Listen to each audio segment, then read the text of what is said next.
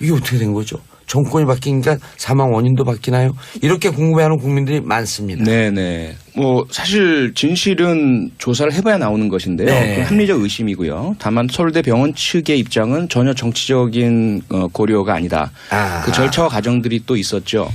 올 1월 달에 서울대병원 내에 의사윤리위원회가 구축이 됐고요. 그 의사윤리위원회에서 사인 변경에 대한 요청을 접수한 다음에 이에 대한 윤리심사를 거쳐서 이 부분은 의사들끼리 만든 대한의사협회의 기준과 원칙을 준수하는 게 맞겠다. 이러면서 권고를 했죠. 권고를 하면서 사실은 사인 변경의 결정권은 실제 사인을 결정한 의사에게 있습니다. 그런데 이 의사가 전공이 소위 그 레지던트라고 하는 의사죠. 그런데 이분이 자기가 정말 권한을 가지고 했느냐 아니거든요. 자기의 상관인 백선아 신경외과 과장의 지시에 의해서 했는데 이 과장은 여전히 사인을 병사로 유지하고 있고요. 그런데 그 과장의 뜻에 반해서 실제로 사인을 적었던 의사는 외인사로 기재를 하고 싶다. 이렇게 돼서 서울대병원 측은 이런 복잡한 절차를 거쳐서 사인 변경을 했다라고 발표를 하고 있는 것이죠. 담당 레지던트는 외인사로 적고 싶다. 네, 네. 저는 이거는 조사를 해야 됩니다. 왜 바뀌었는지. 그래서 만약에 정권 눈치 보고 바꿨다. 그럼 서울대병원 간판 내려야 됩니다. 정말 부끄럽습니다. 만약 그랬다면 목에 칼이 들어와도 이거는 맞는 건 맞다, 틀린 건 틀리다. 적어도 서울대 이름으로 뭐 제가 그 동문이어서가 아니라 저는 은근히 거기서 느닷없는 깔때기가 들어오셔요. 아니 누가 하태경이 서울대 나왔냐고 물어봤어? 제가 학교는 많이 다녔는데 서울대 여러 번 떨어진 사람 앞에서 왜 이런 거야 도대체? 학교는 많이 다녔는데 이래서는 안 된다고 생각합니다. 그래서 간판 내려야 된다고 생각하는데 제가 이제 친구들이 많이 있어가지고 우리 특별히 아침에 좀 탐문을 해봤어요. 그래서 모르는 팩트 하나를 공개하겠습니다. 여기서 제가 들은 이게 뭐냐면 사실은 정권 눈치 본 게 아니라 레지던트 분이 지도교수 눈치를 본 거다. 그러니까 이게 웃긴 게 이게 뭐예요? 평범한 분들은 이해할 수 있어요. 표창원 의원님도 한 어느 정도 말씀하셨는데 올해 레지던트가 이제 졸업이에요. 더 이상 지도교수 눈치를 안 봐도 되는 해인 거예요. 1년 전에는 지도교수 눈치를 봐서 지도교수의 뜻에 쫓아갈 수밖에 없었는데 이제는 말할 수 있다. 왜냐하면 자기 진로가 레지던트 졸업하기 전에는 지도교수 눈치를 안 볼 수가 없는 거의 주종관계잖아요. 근데 어떻게 보면 물론 저는 그분 인간적으로 이해를 합니다. 근데 처음부터 그 백선아 교수와 레지던트 사이에서는 이견이 있었어요. 백선아 교수는 병사라고 생각을 했고 이 레지던트는 외인사라고 생각한 거예요. 근데 법적으로는 이 사인을 한 사람이 레지던트예요. 백선아 교수가 아니고 사인을 한 사람은 레지던트인데 레지던트가 1년 전에도 내가 총대를 매겠다. 나 의사 안 해도 좋으니까 총대를 매겠다. 레지던트 졸업 안 시켜줄 수 있잖아요. 그러면은 1년 전에도 했을 거예요. 그런데 사실 의사를 포기한다는 것 자체가 인간적으로 볼 때 그러면 이해가 좀 되잖아요. 근데 지금은 졸업을 해가지고 이제 부담이 없는 거예요. 백선아 교수 눈치를 볼 필요가 없는 거죠. 그러니까 조사를 하자 그러면서 사실은 정답을 다 얘기했네요. 아니 그러니까 이게 맞는지 제가 오늘 들은 이야기인데 내부자로 들은 이야기인데 한번 검증할 필요가 있죠. 그래서 조사를 해야 된다는 이런 거죠. 정보 보고를 들었는데 진짜 이게 맞는 건지. 그렇죠. 그러니까 저희는 사실 이 사건 초기부터 안전행정위원회에서 그 아주 긴밀하게 국회의원이셨죠? 깜빡했어. 사건 초기부터 이제 관여를 하다 보니까 최초에 그 2015년 11월 14일 날 백남기 농민이 이제 쓰러지시고 바로 응급실로 실려 가셨잖아요. 그 당시에 백선아 교수의 말씀은 그 가족들 분들께 가망이 없다. 그러므로 추가 치료보다는 요양 등의 준비를 하시는 게 낫겠다는 말씀을 했어요. 근데 이게 녹음이나 이런 게 되어 있질 않아요. 증인들은 많잖아요. 그리고 나서 말씀이 바뀌어요. 바뀌면서 연명 치료를 들어가거든요.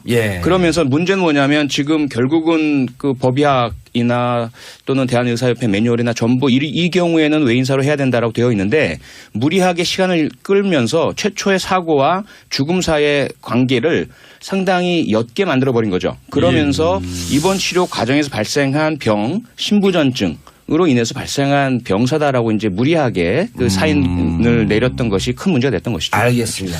제가 보기에 이게 굉장히 뭐 복잡하게 설명을 하는데 그 일반 국민들은 아주 단순하게 이해를 할 거라고 봐요. 예. 아까 그 레지던트와 그 지도교수 사이의 문제라고 봤지만 저는 그러면 백 교수는 의사 양심에 따라서 이걸 병사라고 받겠느냐라고 하는 저는 그렇게 생각하지 않아요.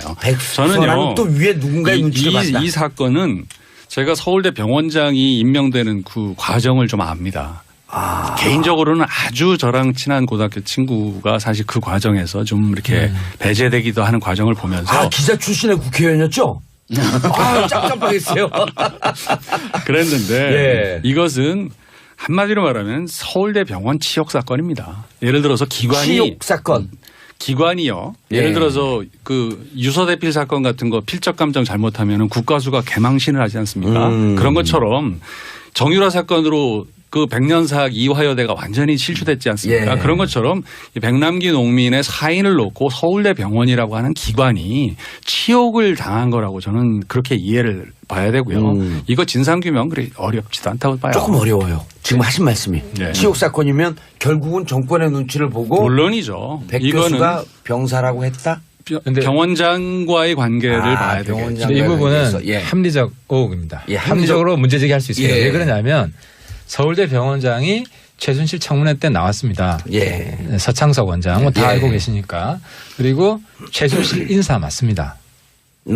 서창석 원장은. 그래서 이 논리를 예. 큰 프레임을 이렇게 만들 수가 있어요. 서창석 원장이 최순실 인사고 예. 그래서 서창석 원장이 외압을 받았고 서 원장이 그 백선아 교수한테 다시 외압을 넣고 그래서 백선아 교수가 자기의 양심을 팔아서 외인사를 병사로 바꾸었다 하는 시나리오가 충분히 가능합니다. 합리적이십니다. 네, 충분히 가능합니다. 예. 그런데 여기서 제가 한 가지 또 부탁 말씀드리고 싶은 것은 예. 전문가들의 판단을 너무 정치적으로 또 재단하는 것도 조심해야 됩니다. 백선아 교수가 그 두 가지 측면이 있는데 예. 좀 돌팔이 의사였다면 백남기 예. 백남 그분이 연명하는 것도 어려웠을 수가 있어요. 아하.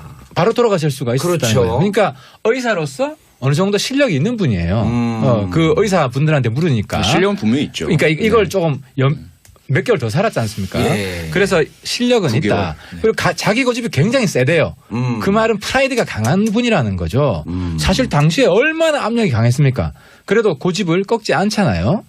근데 그런 분이 서창석 원장 임기제인데 그 외압을 받아서 했을까? 라고 하는 역의 의심도 가능하기 때문에 이 부분은 정말 조사를 해서 예. 그래야 다 명예가 어떤 분은 불명예가 안 씌워질 수도 있고 명예를 회복할 수도 있고 그래서 이거는 반드시 서로를 위해서 진상조사가 필요하다는 겁니다. 하 의원님 그런데 서울대 의대 권위자인 거 맞거든요. 백선아 교수를 가르쳤던 이윤성 교수는 같이 기자회견할 때 그 장면 다 기억나시잖아요. 백선아 교수가 발언할 때 옆에서 절레절레 흔들면서 결국 이윤성 교수는 백선아 교수가 잘못됐다. 이렇게 얘기했단 말이에요. 이 부분은 어떻게 보실까요? 학문적으로 겸허해지기가 굉장히 힘듭니다. 무슨 이야기냐. 저도 사실은 힘들었어요. 제가 친북 NL 운동하다가 이거 잘못됐다. 저는 공개적으로 반성을 했습니다. 그런데 이런 분 많지 않거든요. 마찬가지입니다. 전문가들의 세계에서는. 본인이 훌륭하다고 얘기한 거예요? 아니, 정말? 그러니까 전문가들의 세계에서는 자기가 실수했던 어쨌든 한번 결론 내린 거를 뒤집어 엎기가 아니 그것도 보세요. 지금 청와대 그 5대 원칙 이거 저는 바꿔야 된다고 생각하는데 한 번 정해놓으니까 여기에 대해서 입장을 안 바꾸잖아요. 장단점이 있는 겁니다. 그래서 백선아 교수가 의도적으로 외압을 받고 했는지 아니면 초기 오판으로 왜냐하면 자기는 살렸잖아요. 살렸으니까 연명치료가 가능했으니까 당시 죽었을 때는 애매했을 본인 판단에는 근데 이제 실수를 한 건데 뒤집어 엎기는 조금 힘들어지 이런 상황일 수도 있어요. 알겠습니다. 청취자분들 견해 듣겠습니다. 김재강님 의료계 학연 지원 심각하게 따져요. 졸업한다고 과연 그런 용기가 찍히면 발 못 붙이는 곳이 의료계예요. 무척 폐쇄 곳인데 쩝. 자 속보 들어왔습니다. 11시 일기에서 폭염주의보 발생했습니다. 노약자 외출하는 거 좀 조심하시고요. 그런데 경찰 출신의 프로파일러 표창원 교수님. 네. 여튼 교수 입장에서. 예. 경찰 반성할까요? 사과할까요? 만약에 외압을 줬으면 주체가 어딜까? 경찰일까? 아마 경찰 범위를 넘어설 테고요. 경찰은 경찰대로 당연히 사과하고 반성을 해야죠. 그리고 사과 반성은 끝나서는 안 되고요. 이미 사과의 시효를 놓쳤습니다. 백남기 농민이 살아계실 때 입원하셨을 때 뭐 법적 책임 여부는 변론으로 치고요. 예. 일단 어쨌든 경찰과의 대치 상황에서 경찰이 사용한 물대포로 인해서 쓰러져서 사경을 헤매는 상태가 되었을 때는 유감 표명 내지 사과를 해야죠. 그리고 문병도 해야 되고요. 그것이 인간적 도리이고. 근데 그런 부분들을 국회에서도 계속 끊임없이 요청을 했는데도 거부를 했거든요. 이 부분은 분명히 진상조사가 이루어져야 하고요. 처음에 그 물대포 직사를 왜 누구의 지시에 의해서 어떻게 했는지 그리고 그 이후에 왜 사과를 그토록 거부했는지 그다음에 서울대 병원에 대해서는 과연 누가 어떤 압력을 행사했는지 안 했는지 이 부분은 분명히 다 밝혀져야 합니다. 예. 그런데 최 의원님 사건 직후에 이제 백 씨 가족이 서울지방경찰청 등을 고발했어요. 근데 검찰이 1년 반이 지났는데 아직도 수사 중에. 이건 또 뭐예요? 알지 않습니까? 왜 그런지. 우리 청취자분들 모른대요. 왜 그런지. 이게 사실 기억을 더듬어 봐도 금방 알지만 그 당시 이제 표창원 의원 같은 경우는 뭐 서울대 병원에 가서 뭐 계속 그 활동을 하고 하셔서 가까이서 보셨겠지만 그 부검의 과정이라든지 장례 절차 과정이라든지 이런 때 경찰 차원을 훨씬 넘는 대한민국 최고 권력이 개입하고 있다는 정황은 금방 볼 수 있지 않습니까? 누구나 봐도. 그건 뭐 너무 상식적으로 이해될 수 있는 사안이고 이 사안에 대해서 굉장히 아주 다각적으로 청와대에서 관심을 보이고 있었고 또 박근혜 대통령께서 상당히 관심을 보였던 걸로 저는 알고 있습니다. 예. 하 의원님 아까 조사해야 된다. 그런데 일반 국민들은 백남기 농민 어르신 사건을 재수사해야 된다. 처음서부터. 이런 요구도 많거든요. 근데 뭐 재수사란 말이 틀렸죠. 수사도 안 했는데. 그러니까 이제 수사도 안 했어요. 수사도 안 했지 않습니까? 그러니까 수사를 오늘 대표 나가면서 스트레스가 좋아졌어요. 사실 말씀하시니까. 근데 저는 여기서 쓴소리 또 한 번 하겠습니다. 그 문재인 정부가 검찰 개혁의 첫 단추가 약간 바람이 빠졌어요. 김샜어요. 그 뭡니까? 돈봉투 사건 뭐 굉장히 큰 게 있을 것처럼 시작했다가 용두사미로 끝났잖아요. 별거 없었잖아요. 근데 이거는 뭐가 있을 수 있습니다. 이 건은 왜 검찰이 1년 몇 개월 동안을 끌고 안 했느냐. 그리고 경찰도 자체 감찰하다가 그만뒀죠. 그렇죠. 이게 뭐 그러니까 이게 타이밍이나 계기가 되는 것을 잘 선택해야 개혁도 힘을 받는다. 근데 뭐 지난번에 뭐 국방부 보고 이것도 흐지부지 끝났어요. 그래서 국방부 개혁 필요합니다. 근데 그 첫 단추를 잘못 끼는 거는 김센 거예요, 거기도. 근데 요건은 검찰 개혁의 계기로 철저하게 그 권력 내부에 뭐가 있었는지 어떤 외압이 있었는지 실제 외압은 저는 여기에 존재할 가능성이 좀 더 높다고 봅니다.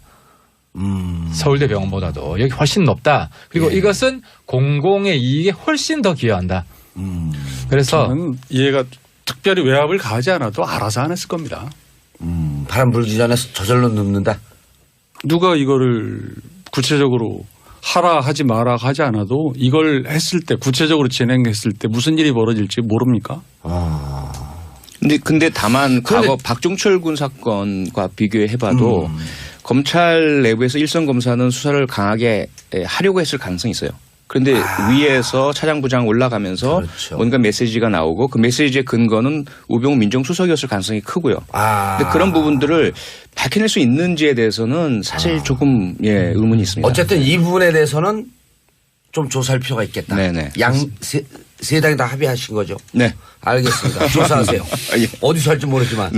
자, 그런데 아주 이제 좀 안 좋은 사건인데 정치적 증오 범죄. 이건 또 프로파일러 출동해야 돼.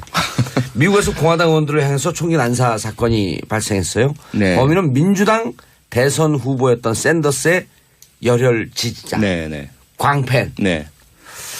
이렇게 알려졌죠. 정치적 증오 범죄에 대한 이제 관심이 높은데 범인이 공화당이냐 민주당이냐 물은 뒤에 50발 이상 난사해서 5명이 총살을 입었고 공화당 원내 총무 서열 3위죠. 스티브 스컬리스 하우너는 중태에 빠져 있고 좀 섬뜩하지 않아요? 이런 얘기 들으면? 네, 섬뜩하기도 하고요. 정치적 증오인데. 예, 문제는 사실 이런 사건이 노르웨이에서도 있었고 예. 얼마 전 영국도 브렉시트 파동 중에 노동당 여성 의원이 피살당했고요. 그렇죠. 이건 꼭 정치적으로 보수 진보냐 우파 좌파냐의 문제가 절대로 아닙니다. 예, 그것을 표방하고 내세우는 것인데요. 이러한 행동을 하는 사람들은 일단 개인적인 문제가 있고요. 예. 자신 개인의 문제, 자존감의 하락, 열등감, 컴플렉스 이런 것들을 자신과 동일시하는 예. 그런 정치 이념, 정치 지도자, 정당에다가 지나치게 과잉 의존을 하고요. 그러면서 자신의 문제를 외인화해가지고 그런 상대방 적이라고 여겨지는 대상자에게 이런 지나친 폭력과 테러를 퍼붓는 거죠. 근데 그런 위험성은 우리나라에서도 여전히 극단주의를 갖고 있는 정치 이념을 떠나서 분들이 보여요. 다만 우리는 아직까지는 좀 다행인 것이 총기 소지 휴대가 자유롭지 못하다 보니까 총기 대신에 문자 있잖아요. 네, 그래서 이제 그 사이버상 인터넷에서 주로 많이 표출되고 있고. 제가 드리고 싶은 말씀 해주시네요. 역시 명진행자십니다. 그게 최근에 이제 얼마 전에 예. 그 뭐 집회 과정에서 뭐 야구방망이도 등장하고 또 폭력 선동도 등장하고 이게 상당히 위험한 징후인데 예. 여기서 좀 그쳤으면 좋겠습니다. 여기서 그치고 더 이상 나가지 말았으면 좋겠습니다. 증오 범죄는 사실 이제 그 카이사르도 이렇게 죽었지 않습니까? 링컨 대통령도 이렇게 총 맞아 죽은 거고요. 그렇죠. 뭐 이게 이제 정치라고 하는 무대에서 어떤 보복 심리를 가진 사람들이 위해를 가하는 가능성은 언제든지 역사적으로 존재하는 건데 그걸 이제 사회적인 건강한 비판 세력들이 그걸 이제 통제를 해주고 그 비판을 가해주고 하면서 이제 그런 게 제어가 되는 건데 예. 그런 게 깨지면은 그런 이 극단적 범죄들이 횡행하게 되는 거죠. 예. 근데 대한민국은 미국보다 정치 선진국입니다. 아하. 우리는 이제 아직까지도 극단 양극화, 정치의 예. 양극화, 극단 정치가 미국보단 덜하죠. 미국 훨씬 심각합니다. 예. 정치 우리도 양극화가. 이제 지금 시점에서 더 이상 가지 말고 극복 좀 해야 돼요. 극복해야 됩니다. 그냥 정치쇼에 자주 나오셔야 돼요. 그러려면 이제 이게 우리 옛날에 온라인으로 싸우다가 현피 뜨자 그러죠. 나와 싸워. 예. 그러니까 지금 문자 폭탄 정도는 뭐 어느 정도 신사적인데 예. 이 부분에 문자 폭탄 신사라고 아니, 하는 맞습니다. 건 동의하죠. 저는 문자 참여 이제 문자 저는 참여. 비교적으로 그렇죠. 저는 정치인에 대한 건 어느 정도 양해하는데 예. 판사와 기자한테 쏟아지는 거는 이건 가중처벌해야 됩니다. 아. 요즘 기자들도 다구리 엄청 당해요. 다구리요? 네. 아니, 그러니까 전문 용어 막 나와 이제 연피에다가 다구리 해야 아니, 그 언론이 독립해서 기사를 써야 되는데 그러니까 그런 거는 저도 법안 발의하려고 그래요. 예. 판사한테 지금 막 엄청난 협박하는 거는 가중처벌 법안 발의해놨어요. 예. 그래서 여러분들도 정치인한테만 문자 폭탄 보내시고요. 알겠습니다. 기자 판사는 삼가해 주십시오. 자, 정수진님, 표 의원님 그것이 알고 싶다 보는 기분이에요. 자, 1198님 오늘 젠틀 의원님 세 분 말씀 참 잘 들었습니다. 자, 우리 끝났나 의원님들 보죠? 모시고요. 아니, 끝나지 않았어요. 의원님들 모시고 끝날 때 꼭 20, 30초 얘기할 수 있는 기회를 좀 줘라 라고 하는 민원을 제가 받았습니다. 최 의원님 석 이제 끝나는 겁니까? 예, 끝나는 겁니다. 20초 시간 있어요. 아, 예. 하여튼 뭐 좀 전에 나온 말이니까요. 문자 폭탄은 이제 정말 많이들 받아보셨겠지만 그 받는 순간에는 정말 정신이 피폐해집니다. 예. 예, 정말 읽고 싶지 않지만 또 한 번씩 보게 되고요. 그래서 정말 없었으면 좋겠다. 알겠습니다. 아무 주제나 마무리 발언하시면 됩니다. 네, 뭐 저희는 우리 야당 의원님들, 국민 여러분, 언론 잘 모시고 열심히 하겠습니다. 건전한 비판 많이 주시고요. 예. 다만 꼭 해야 될 것은 협조 좀 부탁드리겠습니다. 고맙습니다. 문자 폭탄 아니고 세례를 많이 받으셨죠? 네, 문자 사례를 전 사랑합니다. 저한테는 얼마든지 주십시오. 예. 네. 알겠습니다. 마지막으로. 대한민국 지금 아니, 뭐, 요번에 뭐 준비하잖아요. 그런 얘기만 하라고. 제가 출마 선언을 하겠습니다. 당대표 출마한 이유가 네. 이 대한민국 조금 더 나가면 증오의 정치 생길 수 있습니다. 지금 홍준표 전 지사가 청와대를 주사파 정권이라고 비판했습니다. 이게 득세하면 결국은 서로 칼 들 수가 있는 거예요. 이걸 막기 위해서 우리 바른정당 국민의당 잘해야 됩니다. 잘해야 되고 중간을 강화해야 되고요. 예. 제가 정말 증오로 가지 않게 예. 서로 화해하고 평화로 갈 수 있게 이번에 당대표 나왔습니다. 기호 2번입니다. 많이들 관심 가져주십시오. 아니, 하 의원님이 무슨 당인지 바른정당 모르니까요. 하태경입니다. 모바일로 하는 거랍니다. 예, 모바일 투표입니다. 모바일 투표. 모바일 투표를 우리 당원님들 모바일 투표고요. 예. 일반 국민들 여론조사 전화 갑니다. 또 후보 다른 후보 누구 있어요? 저하고 하태경과의 싸움입니다. 끝까지 얘기 안 하시네. 자, 오늘 여의도를 대표하시는 빅마우스 젠틀한 분들 모시고 다음 주 여의도 UFC는 공개 방송으로 진행할까 하는 생각을 하고 있습니다.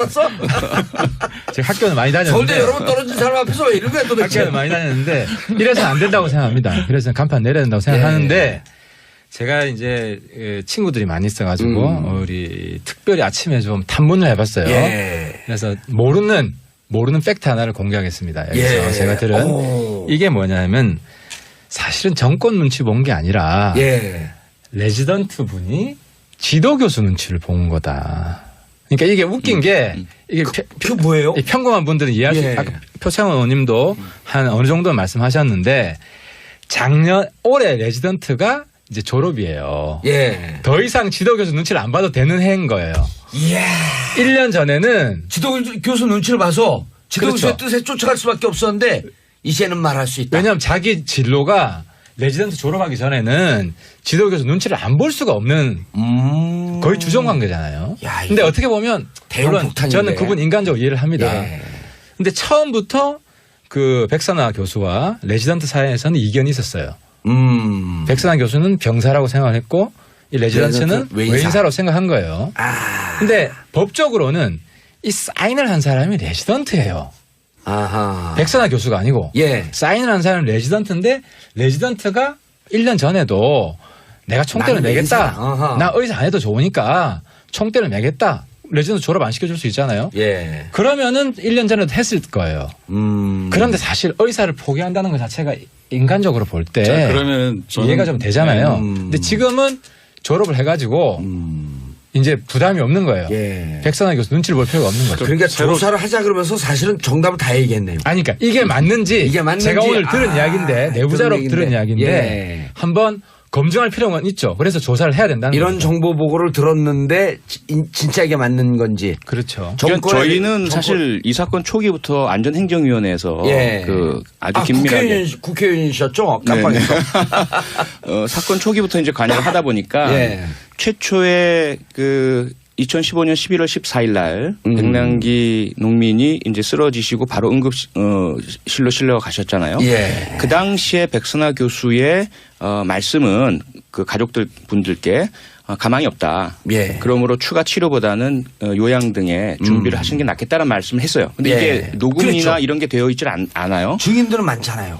그리고 나서 말씀이 바뀌어요. 바뀌면서 연명 치료를 들어가거든요.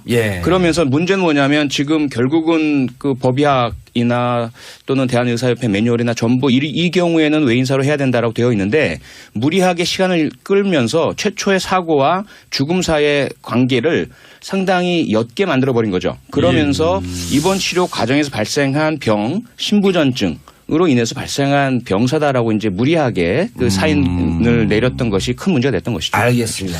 제가 보기에 이게 굉장히 뭐 복잡하게 설명을 하는데 그 일반 국민들은 아주 단순하게 이해를 할 거라고 봐요. 아까 그 레지던트와 그 지도교수 사이의 문제라고 봤지만 저는 그러면 백 교수는 의사 양심에 따라서 이걸 병사라고 받겠느냐라고 하는 저는 그렇게 생각하지 않아요. 저는요. 또 위에 누군가의 눈치를 봤다. 이 사건은 제가 서울대 병원장이 임명되는 그 과정을 좀 압니다. 개인적으로는 아주 저랑 친한 고등학교 친구가 사실 그 과정에서 좀 이렇게 배제되기도 하는 과정을 보면서 기자 출신의 국회의원이었죠? 깜깜했어요. 그랬는데 이것은 한마디로 말하면 서울대 병원 치욕 사건입니다. 예를 들어서 치욕 사건. 기관이요. 예를 들어서 그 유서대필 사건 같은 거 필적 감정 잘못하면 국가수가 개망신을 하지 않습니까? 그런 것처럼 정유라 사건으로 그 백년사학 이화여대가 완전히 실추됐지 않습니까? 그런 것처럼 백남기 농민의 사인을 놓고 서울대 병원이라고 하는 기관이 치욕을 당한 거라고 저는 그렇게 이해를 봐야 되고요. 이거 진상규명 그리 어렵지도 않다고 봐요. 조금 어려워요. 지금 하신 말씀이. 치욕 사건이면 결국은 정권의 눈치를 보고 물론이죠. 백 교수가 병사라고 했다? 병원장과의 관계를 봐야 되겠죠. 이 부분은 합리적 의혹입니다. 합리적으로 문제제기할 수 있어요. 왜 그러냐면 서울대 병원장이 최순실 청문회 때 나왔습니다. 서창석 원장 다 알고 계시니까. 그리고 최순실 인사 맞습니다. 서창석 원장은. 그래서 이 논리를 예. 큰 프레임을 이렇게 만들 수가 있어요. 서창석 원장이 최순실 인사고 예. 그래서 서창석 원장이 외압을 받았고 서 원장이 그 백선아 교수한테 예. 다시 외압을 줬고 넣고 그래서 백선아 교수가 자기의 양심을 팔아서 외인사를 병사로 바꾸었다 하는 시나리오가 충분히 가능합니다. 합리적 의심이다. 네, 충분히 가능합니다. 예. 그런데 여기서 제가 한 가지 또 부탁 말씀드리고 싶은 것은 예. 전문가들의 판단을 너무 정치적으로 또 재단하는 것도 조심해야 됩니다. 백선아 교수가 그 두 가지 측면이 있는데 예. 좀 돌팔이 의사였다면 백남기 예. 백남 그분이 연명하는 것도 어려웠을 수가 있어요. 아하. 바로 돌아가실 수가 있었다는 그렇죠. 거예요. 그러니까 의사로서 어느 정도 실력이 있는 분이에요. 그 의사 분들한테 물으니까. 실력은 분명히 있죠. 그러니까 이걸 조금 몇 개월 더 살았지 않습니까? 예. 그래서 실력은 9개월. 있다. 그리고 자기 고집이 굉장히 세대요. 그 말은 프라이드가 강한 분이라는 거죠. 사실 당시에 얼마나 압력이 강했습니까? 그래도 고집을 꺾지 않잖아요. 근데 그런 분이 서창석 원장 임기제인데 그 외압을 받아서 했을까? 라고 하는 역의 의심도 가능하기 때문에 이 부분은 정말 조사를 해서 예. 그래야 다 명예가 어떤 분은 불명예가 안 씌워질 수도 있고 명예를 회복할 수도 있고 그래서 이거는 반드시 서로를 위해서 진상조사가 필요하다는 겁니다. 하 의원님 그런데 서울대 의대 권위자인 거 맞거든요. 백선아 교수를 가르쳤던 이윤성 교수는 같이 기자회견할 때 그 장면 다 기억나시잖아요. 백선아 교수가 발언할 때 옆에서 절레절레 흔들면서 결국 이윤성 교수는 백선아 교수가 잘못됐다. 이렇게 얘기했단 말이에요. 이 부분은 어떻게 보실까요? 학문적으로 겸허해지기가 굉장히 힘듭니다. 무슨 이야기냐. 저도 사실은 힘들었어요. 예. 제가 친북 NL 운동하다가 예. 이거 잘못됐다. 저는 공개적으로 반성을 했습니다. 그런데 이런 분 많지 않거든요. 마찬가지입니다. 전문가들의 세계에서는 본인이 훌륭하다고 얘기한 거예요? 아니, 정말? 그러니까 전문가들의 세계에서는 예. 자기가 실수했던 어쨌든 한번 결론 내린 거를 뒤집어 엎기가 예. 아니 그것도 보세요. 지금 청와대 그 5대 원칙 예. 이거 저는 바꿔야 된다고 생각하는데 한 번 정해놓으니까 여기에 대해서 입장을 안 바꾸잖아요. 장단점 있는 겁니다. 그래서 이게 어떻게 된 거죠? 정권이 바뀌니까 사망 원인도 바뀌나요? 이렇게 궁금해하는 국민들이 많습니다. 네네. 뭐 사실 진실은 조사를 해봐야 나오는 것인데요. 네. 그건 합리적 의심이고요. 다만 서울대 병원 측의 입장은 전혀 정치적인 고려가 아니다. 그 절차와 과정들이 또 있었죠. 올 1월 달에 서울대병원 내에 의사윤리위원회가 구축이 됐고요. 그 의사윤리위원회에서 사인 변경에 대한 요청을 접수한 다음에 이에 대한 윤리 심사를 거쳐서 이 부분은 의사들끼리 만든 대한의사협회의 기준과 원칙을 준수하는 게 맞겠다. 이러면서 권고를 했죠. 권고를 하면서 사실은 사인 변경의 결정권은 실제 사인을 결정한 의사에게 있습니다. 그런데 이 의사가 전공이 소위 그 레지던트라고 하는 의사죠. 그런데 이분이 자기가 정말 권한을 가지고 했느냐 아니거든요. 자기의 상관인 백선아 신경외과 과장의 지시에 의해서 했는데 이 과장은 여전히 사인을 병사로 유지하고 있고요. 그런데 그 과장의 뜻에 반해서 실제로 사인을 적었던 의사는 외인사로 기재를 하고 싶다. 이렇게 돼서 서울대 병원 측은 이런 복잡한 절차를 거쳐서 사인 변경을 했다라고 발표를 하고 있는 것이죠. 담당 레지던트는 외인사로 적고 싶다. 네, 네. 저는 이거는 조사를 해야 됩니다. 왜 바뀌었는지. 그래서 만약에 정권 눈치 보고 바꿨다. 그럼 서울대 병원 간판 내려야 됩니다. 정말 부끄럽습니다. 만약 그랬다면 목에 칼이 들어와도 이거는 맞는 건 맞다, 틀린 건 틀리다. 적어도 서울대 이름으로 뭐 제가 그 동문이어서가 아니라 저는 은근히 거기서 느닷없는 깔때기가 들어오셔요. 아니, 아니 뭐 하여튼 서울대는 아니야 물어.